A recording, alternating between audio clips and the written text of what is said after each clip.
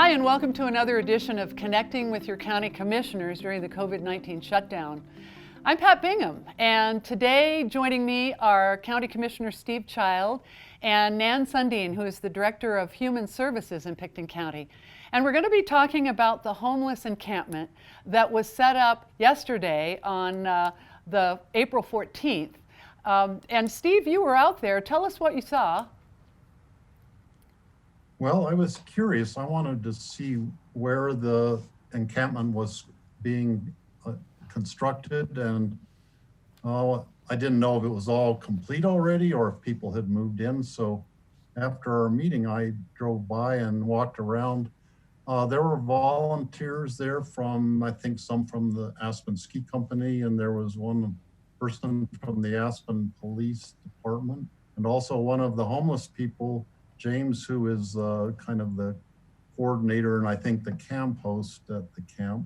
And they were still moving the barriers into place, putting sandbags on to weight them down. And so there, I walked around, there are 12 possible campsites. The barriers create a distance between where the different people will be camping. So they're about 20 feet wide. So they will be able to maintain a good social distance between each of the people who will be staying there.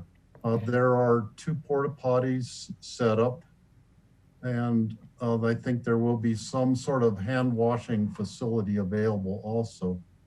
Now, the location of this is adjacent to the Brush Creek Park and Ride. It's not in the parking lot at all. It's more in the dirt field in the direction of Aspen from the Park and Ride.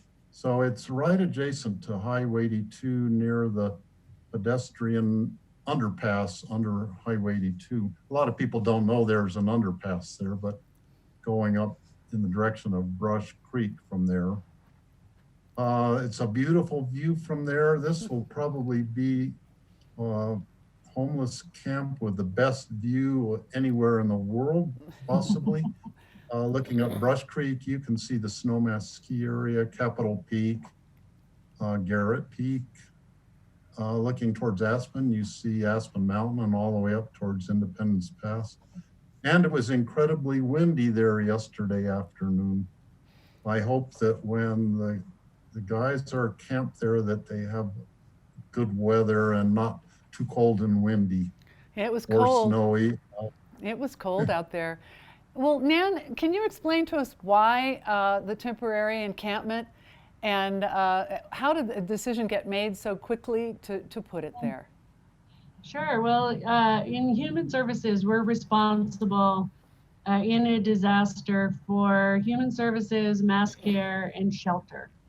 And so in this disaster, we've been working really hard on our emergency assistance and helping people pay their rent and maintain their shelter in place. While this is happening, what we found is that we generally have, when we do a homeless count, we have about 50 people experiencing homelessness when we do a count in Picton County. We immediately were able to stand up an emergency night shelter at the Human Services building in our conference rooms. And about 6 to 10 people come here every night, but there's still a population out there that either can't or won't come to the night shelter for a variety of reasons. We were hearing from police throughout the county that they were still having to roust the homeless.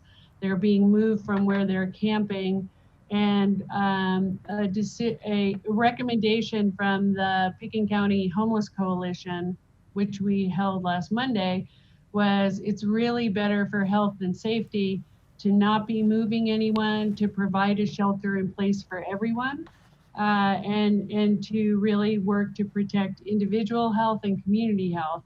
So we started working on developing the encampment following all of the guidance from the state of Colorado and the Division of Housing on what encampment should look like and what kind of support we should build.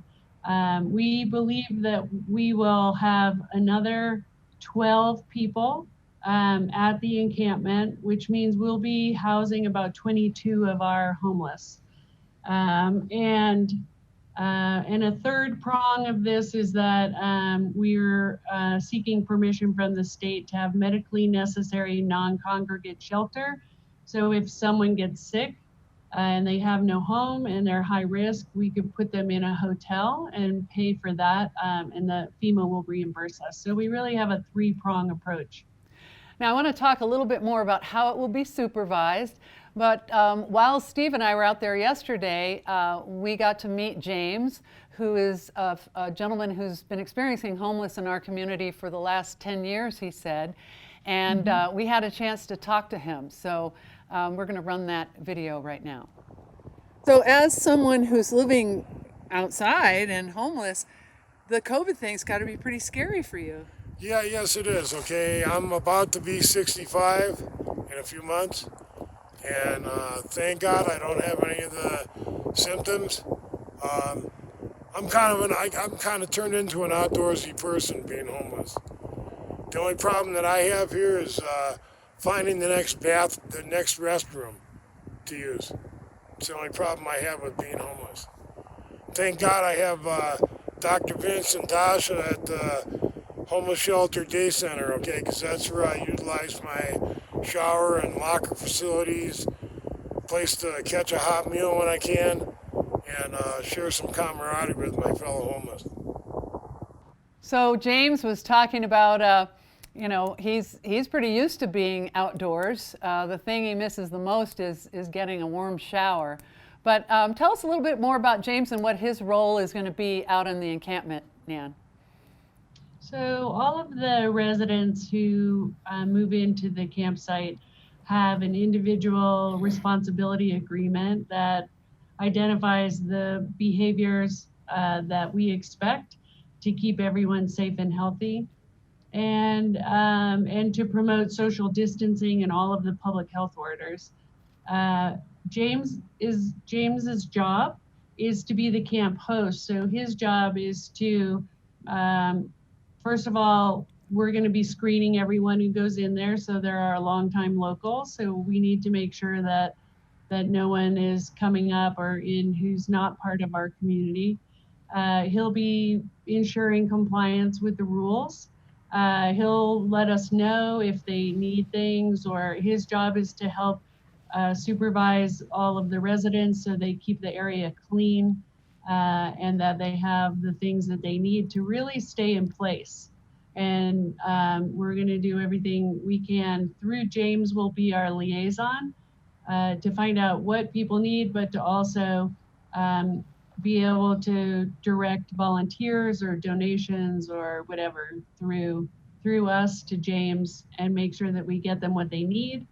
We have a very generous community of people who want to help. And I think as you probably hear from James, what they really need is they just want a place to relax during the shelter in place order. Thank you. And Steve, let's talk a little bit, we don't want to mix messages here about all the plans that are being made for that parking lot out there. There's been a lot of work done by the elected officials transportation committee talking about improvements to the parking lot for the bus stops and restrooms and pavement and all of that. This really has nothing to do with that. You are a member of the EOTC.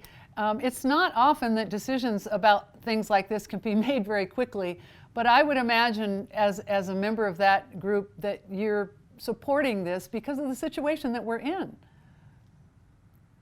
So the EOTC has actually been talking for a couple of years about the issue of some of the homeless people permanently camping in their vehicles at the Brush Creek Park and Ride, and they'll use the porta potties there that are by the bus loading platform, and that's been their home, and that's been an issue for a couple of years. And the county last year, we decided that wasn't an appropriate place for people to be camping or staying overnight. So it's a problem that we've been dealing with for quite some time at for the county commissioners and the EOTC discussing it. The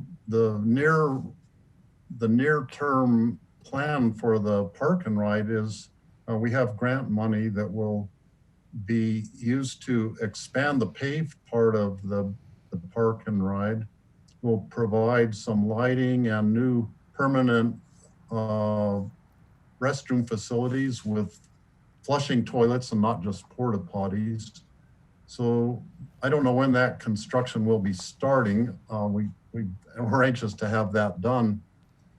But in the meantime, I think there were probably still some campers, some homeless people camping in the park and ride itself.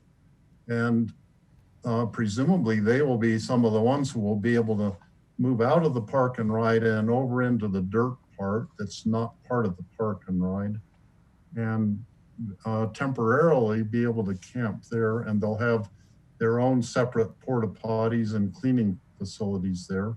So that actually will alleviate a lot of the problem that has been happening at the park and ride.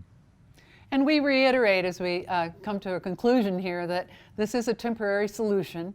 There's ongoing discussion right now about how to manage our homeless population. It's not only to keep them safe right now, but it's to keep the rest of our community safe. If they're getting rousted out of their normal campsites and they've got to get on a bus and travel someplace else, get rousted out there, then get on a bus, travel someplace else, and that's not good for them or anybody. So, so this is this is a temporary solution, but not a permanent solution. Yeah, this is definitely because of the stay-at-home order that's in public health order that's in place. The homeless people, their home is living outside somewhere on the streets, camping somewhere. That's their home, and if they're staying at home, they're going to be camping somewhere out of doors.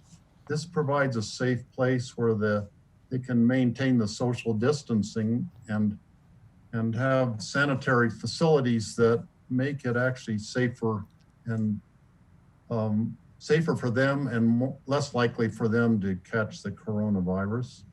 And it also makes it safer for the public if that population is not traveling around on the raft of buses to getting back and forth to their various locations in the valley. Right. Well, and this is just temporary. When the stay-at-home order is lifted, I'm sure that, at some time, hopefully in the not too distant future, this temporary homeless encampment will go away. Nan, any parting comments before we close the program today? Yeah, I just want to reiterate what Steve said, that it is temporary, that we have in the agreement that it will shut down 2 days after the shelter in place order has been lifted. And also we are providing case management support through Aspen Police and Pekin County Human Services. So it's an opportunity for us to start talking to these people about where they're going to go after, what's their plan, can we look at rapid rehousing, and to see if we can link them to other resources in the community.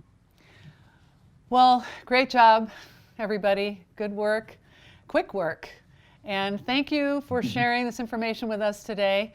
Thank you, everybody, for joining us. This is program number 2 in a series of programs with your county commissioners during the COVID shutdown. We wanted to do this to take it outside of their usual board meetings and take it outside of the incident management team, where we could have this kind of conversation about some of the things that are going on behind the scenes and around this COVID-19 shutdown. So stay tuned. We'll have more programs coming up to try to get a little more into all of the other things we're dealing with, including some of the relief programs that are being set up for small business, the small business community, and things like that. So thanks a lot. Thank you very much, both of you, for being here, and keep up the good work.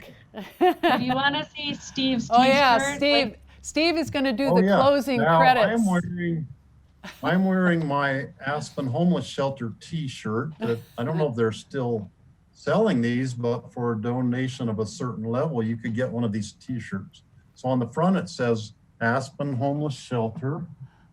And then on the back, oh yeah, I love Okay. that. I wish I It could says see homeless that. shelter in Aspen. Send Homeless money. in Aspen, send money, something like that. Yes. All right, that's nice. Ooh, okay, that's far enough, Steve.